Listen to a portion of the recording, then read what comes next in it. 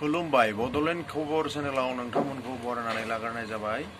America आरो इराननि दावहाया सिजफायार जाबाय। आमेरिकानि राष्ट्रपति डनाल्ड ट्राम्पआ बुंबाय जे इरानजों दावहाखौ आङो सप्ता खननैनि थाखाय सिजफायार खालामबाय होननानै जेबो हामला खालामनाय जाथ'नाय नंला इरानजों। आरो बे आमेरिकानि प्रेसिडेन्ट डनाल्ड ट्राम्प बुंनाय सिजफायार खोथायाव इजराइलाबो बुंदों जे बेवहाय जेबो हेंथा होनांगौ गैया, बे सिजफायारा जोंबो सापर्ट दङ होनदों इजराइलनि प्राइम मिनिस्टार नेतान्याहुआबो। बेनिफ्राय आमेरिकानि प्रेसिडेन्ट डनाल्ड ट्राम्पआ बुंबावदों जे जोंहा जे उद्देश्ययै दावहामोन इरानजों बेवहाय जों मथा मथि जोङो माबाबाय, साक्सेस जानो हाबाय।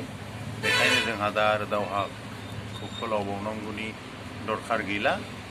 आरो जोंनि गेजेराव मोनसे सुक्तिबो जानो थांगासिनो दङ। अलमस्ट बे सुक्तिया जोंनि गेजेराव जाखागोन। दा बेखायनो जोङो बे दावहाखौ फोलावनो सानाखै, आं बेखायनो सिजफायार फोसावबाय होननानै। दा बे सुक्तिया, सान्थि सुक्तिया बे सप्ता खननैनि गेजेराव माबायदि सुक्ति जागोन बेखौ सप्ता खननैनि गेजेराव जों मिन्थिनो हागोन। खिन्थु बे जोंनि बुहुमनि मानसिफोरनि थाखाय, बुहुमनि थाखाय जोबोद मोजां खबर।